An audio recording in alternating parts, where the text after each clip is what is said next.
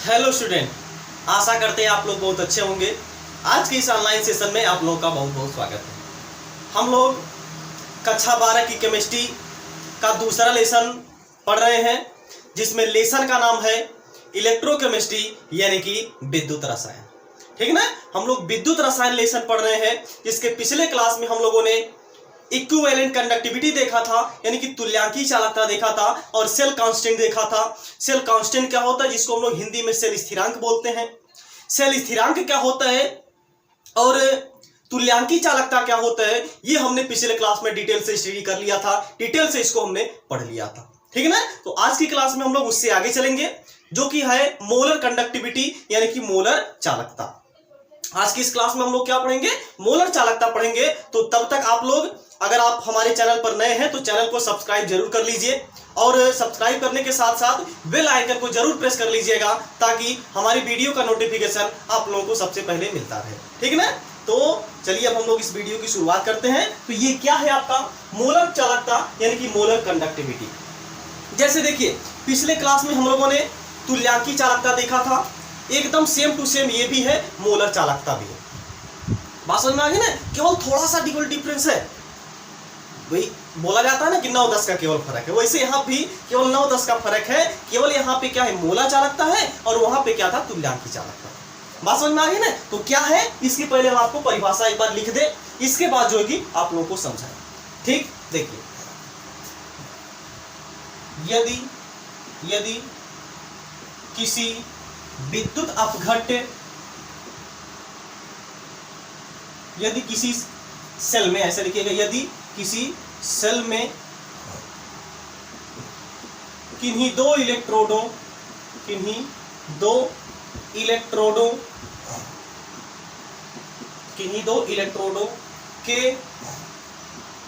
मध्य की लंबाई 1 सेंटीमीटर तथा अनुप्रस्थ परिच्छेद का क्षेत्रफल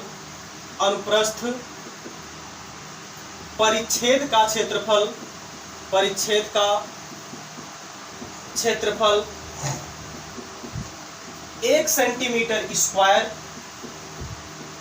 हो, तो उस विलयन में यदि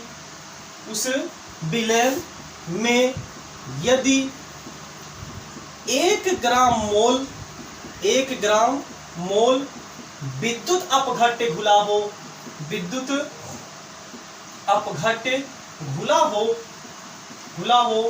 तो उस विलयन की चालकता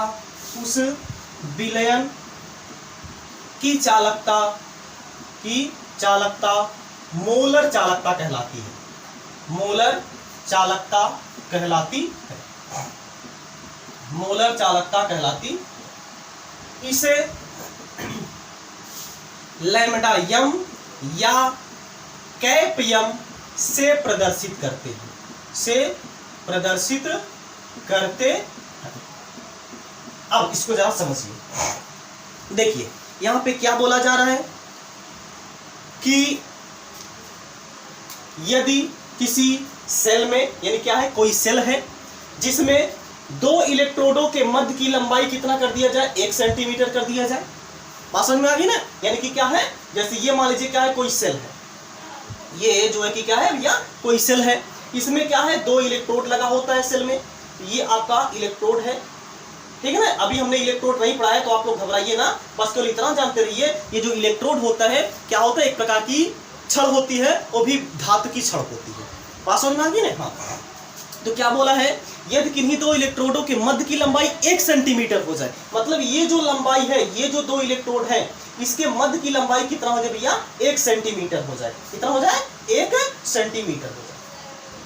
ठीक, इसके आगे क्या बोला है कि मध्य की लंबाई 1 सेंटीमीटर तथा अनुप्रस्थ परिच्छेद का क्षेत्रफल 1 सेंटीमीटर स्क्वायर हो, तो ये जो अनुप्रस्थ परिच्छेद का क्षेत्रफल है उसका, यानी कि वो कितना कर दिया जाए, 1 सेंटीमीटर स्क्वायर कर दिया जाए। आगे क्या बोला गया है, हो तो उस विलयन में यदि 1 ग्राम मोल विद्युत अपघट्य घुला हो तो उस विलयन की चालकता मोलर चालकता कहलाती है। यानी कि ये जो हमने यहाँ पे कोई सेल लिया है, यहाँ पे हमने क्या किया, कोई सेल लिया है, इस सेल में हमने क्या किया, 2 इलेक्ट्रोड लगा दिया है। इन दोनों इलेक्ट्रोडों के मध्य की, यानी कि इन दोनों इलेक्ट्रोडों के मध्य का जो लंबाई है वो कितना हो जाएगा, 1 सेंटीमीटर हो जाए, तथा अनुप्रस्थ परिच्छेद का क्षेत्रफल कितना हो जाए, 1 सेंटीमीटर स्क्वायर हो जाए। तब बोल रहा है, ये हमने इसमें क्या करते हैं, हम लोग कोई विलेन लेते हैं और उस विलेन में हम लोग क्या करते हैं, विद्युत अपघट्य खोलते हैं।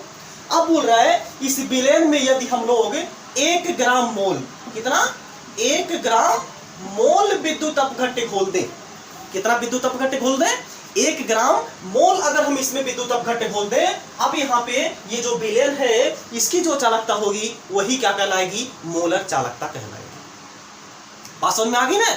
एक बार फिर से इसको हम रिपीट कर रहे हैं, क्या है, यदि इन्हीं 2 इलेक्ट्रोडों के मध्य की लंबाई 1 सेंटीमीटर तथा अनुप्रस्थ परिच्छेद का क्षेत्रफल 1 सेंटीमीटर स्क्वायर हो तो उस विलयन में यदि 1 ग्राम मोल विद्युत अपघट्य खुला हो, तब उस विलयन की जो चालकता होगी वही चालकता क्या कहलाएगी, इसकी मोलर चालकता कहलाएगी। बात समझ में आ गई ना? ये है मोलर चालकता की परिभाषा, और इसको हम लोग जो है कि लैम्डा यम या फिर कैप यम से हम लोग प्रदर्शित करते थे। इसके पहला वाला क्लास अगर आप देखे होंगे उसमें हमने तुल्यांकी चालकता बताया था, यानी कि इक्विवेलेंट कंडक्टिविटी बताया था।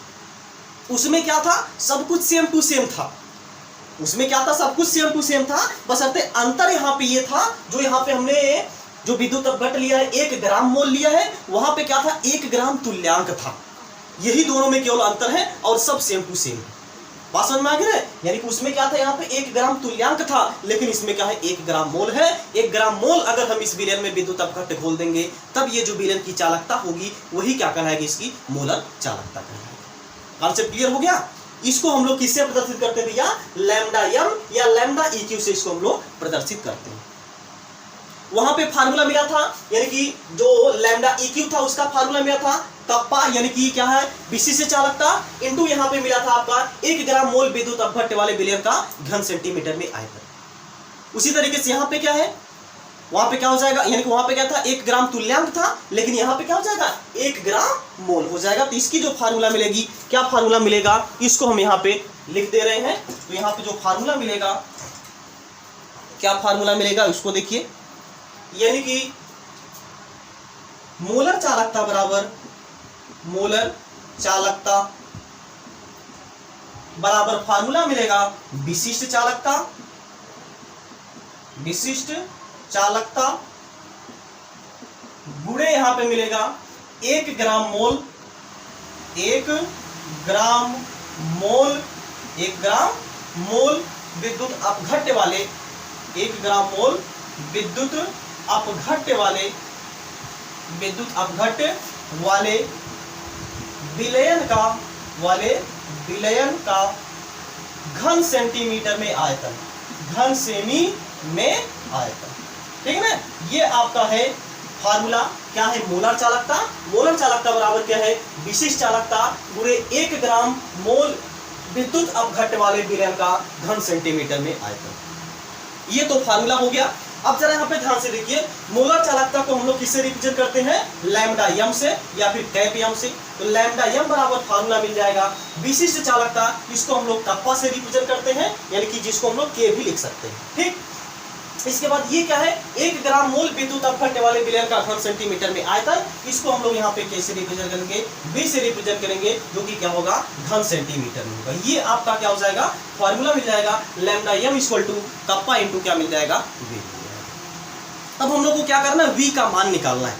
हम लोग को क्या करना है, v का मान निकालना है। तो v का मान यहाँ से कैसे मिलेगा, आयतन यहाँ पे कैसे निकलेगा, तो देखिए जरा ध्यान से, आपको यहाँ पे क्या बोला गया, 1 ग्राम मोल आयतन, 1 ग्राम मोल यहाँ पे बोला गया है विद्युत अपघट्य। तो हम लोग जानते हैं जो मोल होता है वह किस रिलेशन को शो करता है, यानी जो मोल होता है वह हमको किस रिलेशन से प्राप्त होता है, तो वो मिलता है भैया मोलरता से। बात समझ में आ गई ना? आप मोलरता की परिभाषा जानते होंगे, क्या है, किसी विलयन के 1 लीटर में उपस्थित विलेय पदार्थ के मोलों की संख्या को उस विलयन की मोलरता कहते हैं, और इसको हम लोग कैपिटल यम से रिप्रेजेंट करते हैं। अर्थात जो यम इक्वल टू होता है, यानी कि जो यम इक्वल टू होता है वो होता है n अपॉन v। बात समझ में आ गई ना? ये जो v होता है यहाँ पे लीटर में होता है, लेकिन मिलीलीटर में कन्वर्ट करना होता है तो हम लोग 1000 से ऊपर गुणा कर देते हैं, लेकिन ये घन सेंटीमीटर में होगा, यहाँ पे क्या हो जाएगा सेंटीमीटर में इसको हमको कन्वर्ट करना है, यहाँ पर क्या हो जाएगा यानी कि 1000 से ऊपर मल्टीप्लाई हो जाएगा। लेकिन यहाँ पे देखिए जरा ध्यान से, हम लोग को क्या करना है, v का मान निकालना है, तो हम लोग इसको क्या लिख सकते हैं, v इक्वल टू क्या लिख सकते हैं, n/m लिख सकते हैं। एक चीज पहले यहाँ पे ध्यान दीजिएगा, हम इसको यानी कि सेंटीमीटर में कन्वर्ट कर ले रहे हैं, तो यहाँ पे क्या हो जाएगा 1000 से मल्टीप्लाई हो जाएगा, ठीक ना। तो यहाँ पे अगर आपको v का मान निकालना होगा तो आप निकाल लेंगे, v इक्वल टू क्या होता है, v इक्वल टू हो जाएगा m इंटू 1000 डिवाइडेड बाई यहाँ पे क्या हो जाएगा यानी कि m हो जाएगा। अब जरा ध्यान से देखिए, n यहाँ पे क्या बोला है, 1 ग्राम मोल, पहले ही बोल दिया है डिफिनीशन में, यानी कि आपको जो विद्युत अपघट लेना है वो 1 मोल लेना है, अर्थात n का मान क्या लिख देना है आपको, यहाँ पे 1 मोल लेना है। तो यहाँ से आपको जो v की वैल्यू मिलेगी भैया वो मिल जाएगी आपकी 1000 डिवाइडेड बाई यहाँ पे क्या मिलेगा, v मिलेगा हमको, ये सॉरी यहाँ पे क्या मिलेगा, m मिलेगा। ये हमको मिल गया यहाँ पे आयतन, यानी कि आयतन जो होगा वो कितना हो जाएगा 1000 बटे के क्या हो जाएगा m। अब यहाँ पे जो आयतन है इसका मान ले जाकर के आप इसमें रख दीजिए। अगर हम इसको इक्वेशन नंबर 1 मान लेते, इसको अगर हम इक्वेशन नंबर 2 मान लेते तो क्या हो जाएगा, समीकरण 1 तथा समीकरण 2 से, समीकरण 1 तथा समीकरण 2 से, समीकरण 2 से क्या मिल जाएगा, lambda m equal to kappa into v का मान कितना दिया 1000 डिवाइडेड बाई यहाँ पे क्या है कैपिटल M है।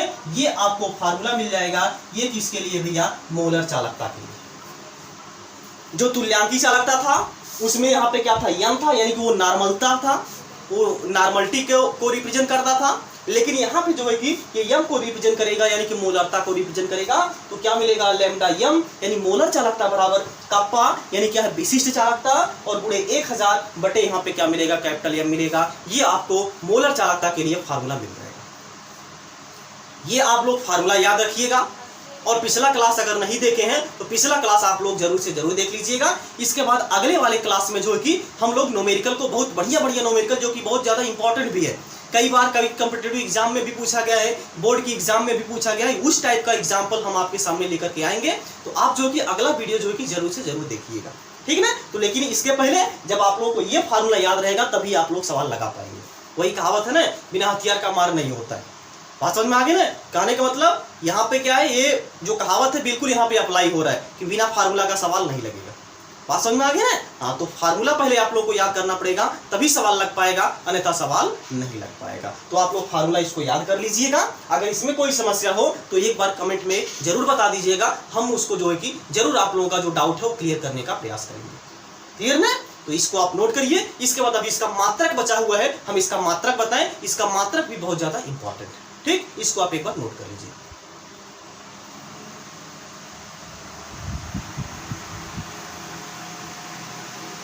हो गया।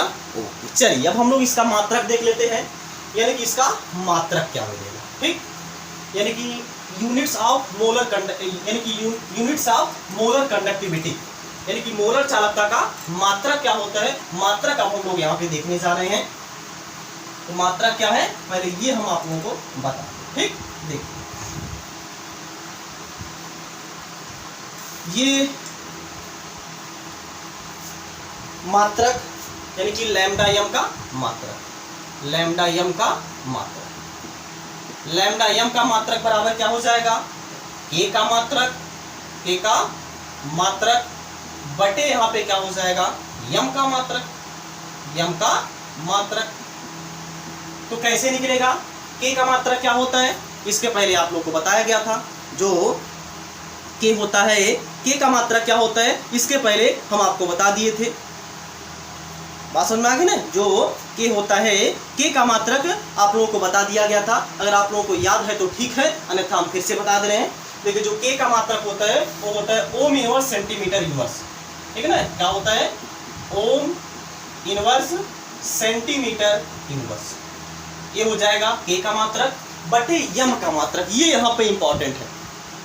m का मात्रक आपको देखिए, कोई भी मात्रक आपको रटने की जरूरत नहीं है, हम निकालने का तरीका यहाँ पे बता रहे हैं। बशर्ते आप लोग केवल ध्यान से इसको देखिए, आप लोगों को कोई भी डाउट यहाँ पे नहीं बचेगा। बात समझ में आ गई ना। हाँ, तो देखिए यम का मात्रक हम लोग कैसे निकालेंगे, अभी हम फार्मूला बताए थे भैया, यम इक्वल टू क्या था, एन अपॉन वी। बात समझ में आ गई ना। यानी यहाँ पे क्या होता है, मोलों की संख्या, यानी क्या हो जाएगा, ये इसका मात्रक यानी मोलों की संख्या का मात्रक क्या हो जाएगा, मोल हो जाएगा।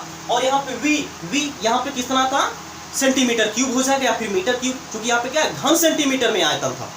बात समझ में आ गई ना। तो सेंटीमीटर क्यूब यहाँ पे आप ले लीजिए, तो यम का जो मात्रक मिलेगा, क्या मिलेगा, यन का मात्रक, यन का मात्रक क्या हो जाएगा, मोल, और बटे वी का मात्रक क्या हो जाएगा, सेंटीमीटर क्यूब हो जाएगा। ठीक है ना। इसको आप ऊपर लेके चले जाएंगे तो क्या मिलेगा भैया, मोल सेंटीमीटर की घात -3, सेंटीमीटर की घात -3, ये आपका यम का मात्रक मिल जाएगा। तो ले जाकर यहाँ पे पुटअप कर दीजिए, तो क्या मिलेगा यहाँ पे, मोल, क्या मिल जाएगा यहाँ पे, मोल सेंटीमीटर की घात -3। ठीक, अब इसी को आप सॉल्व कर लीजिए, आप लोगों का आंसर आ जाएगा। इसको हम थोड़ा सा रफ करेंगे, आप लोग नोट करना हो तो इसको नोट कर लीजिए। ठीक, देखिए तो यहाँ पे आपको क्या मिल जाएगा, इसका मात्रक लैम्डा यम का मात्रक बराबर मिल जाएगा ओम इनवर्स, सबको हम ऊपर लेके चले जा रहे हैं ना, तो क्या मिलेगा, सेंटीमीटर इनवर्स इंटू यहाँ पे क्या हो जाएगा, मोल इनवर्स इंटू यहाँ पे सेंटीमीटर की घात, ये देखिए -3 था, ऊपर जाएगा तो +3 हो जाएगा, यानी कि क्या हो जाएगा 3। अब जरा यहाँ पे ध्यान से देखिए, यहाँ पे सेंटीमीटर की घात -1 है और यहाँ पे सेंटीमीटर की घात 3 है, दोनों क्या हो जाएगा, घट जाएगा, ये क्या बचेगा, यहाँ पे केवल 2 बचेगा, यानी कि जो लैम्डा यम का मात्रक मिलेगा, वो मिलेगा आपको ओम इनवर्स, इसके बाद यहाँ पे क्या मिलेगा, सेंटीमीटर स्क्वायर मोल इनवर्स, ये आएगा लैम्डा यम का मात्रक, यानी कि यहाँ पे जो मोलर चालकता होगा इसका मात्रक यहाँ पे क्या मिल जाएगा, ohm inverse centimetre square into mole inverse मिल जाएगा। ठीक है, या हम इसकी और एक यूनिट लिख सकते हैं, यानी कि ओम इनवर्स को हम लोग सीमेंस भी बोलते हैं, तो हम लोग या करके और इसकी मात्रक लिख सकते हैं लैम्डा यम का, वो क्या मिल जाएगा, सीमेंस, या फिर इसी को आप महो भी बोलते हैं, तो हो जाएगा महो सेंटीमीटर स्क्वायर और यहाँ पे क्या हो जाएगा, मोल इनवर्स। या एक यूनिट इसकी हम और लिख सकते हैं, लैम्डा यम इक्वल टू, ये एसआई यूनिट होगा, ये जो यूनिट होगा एसआई यूनिट होगा, ये क्या हो जाएगा, सीमेंस, क्या हो जाएगा, सीमेंस। इसके बाद सेंटीमीटर को हम लोग मीटर में ले लेंगे, हो जाएगा metre square into mole inverse. ये आपका 3 मात्रक है, तीनों मात्रक में से कोई भी मात्रक पूछा जा सकता है, आप लोग घबराइए ना, तीनों जो है कि लैम्डा यम का ही मात्रक है। ठीक है ना, इसको आप एक बार नोट कर लीजिए। हो गया, तो ठीक ना। तो ये आज की क्लास में हम लोगों ने क्या पढ़ा, मोलर चालकता पढ़ा, और इसके पहले जो है कि हम लोग तुल्यांकी चालकता पढ़े थे, सेल स्थिरांक पढ़े थे। ठीक है ना, ये सब चीजें जो है कि हमने कंप्लीट कर लिया है। अब अगले क्लास में हम अगली टॉपिक को लेकर के आएंगे, और अगले क्लास में तो पहले हम आपको एग्जाम्पल करवाएंगे, न्यूमेरिकल करवाएंगे। बात समझ में आ गई ना, क्योंकि देखिए बिना न्यूमेरिकल का आप लोगों का कॉन्सेप्ट जो है कि क्लियर होने वाला नहीं। जितने ज़्यादा न्यूमेरिकल सॉल्व करेंगे, ये इलेक्ट्रोकेमिस्ट्री जो होती है, ये न्यूमेरिकल इसमें से पूछा ही जाता है, यानी पूछा ही जाता है अक्सर। तो न्यूमेरिकल हम लोग जरूर लगाएंगे, आप लोग घबराइए ना, आप लोग परेशान ना होइए, बस केवल आप शुरू से अंत तक इस वीडियो में और हमारे चैनल के माध्यम से जुड़े रहिए। हमें आपका यानी कि हम पूरा विश्वास दिलाते हैं, आप लोग यूपी बोर्ड की परीक्षाओं में बहुत अच्छा से अच्छा नंबर लेके आएंगे। बशर्ते क्या है, आप इस चैनल के माध्यम से हमारे यानी कि हमसे जुड़े रहिएगा। ठीक है ना, तो ये आपका आज हमने पढ़ा मोलर चालकता। अब अगली क्लास में हम जो कि न्यूमेरिकल लेकर के आएंगे, न्यूमेरिकल आप लोगों को अच्छी तरीके से समझाएंगे, और ज़्यादा से ज़्यादा हम लोग न्यूमेरिकल अगले क्लास में जो कि सॉल्व करेंगे। ठीक है, इसी के साथ ही अब हम लोग अगले क्लास में मिलेंगे। तब तक आप लोग ये जो वीडियो है अपने सभी दोस्तों के साथ शेयर करिए, और हो सके तो कमेंट बॉक्स में एक कमेंट जरूर कर दीजिएगा कि आप लोगों को ये वीडियो समझ में आ रहा है या फिर नहीं समझ में आ रहा है, या फिर वीडियो की क्वालिटी कैसी है, ये आप लोग कमेंट बॉक्स के माध्यम से जरूर बताइएगा। ठीक ना, अब मिलते हैं नेक्स्ट क्लास में। तब तक आप लोग जहाँ पे रहिए, स्वस्थ रहिए, मस्त रहिए, और अपने माता पिता का ख्याल रखिए। जय हिंद, जय भारत।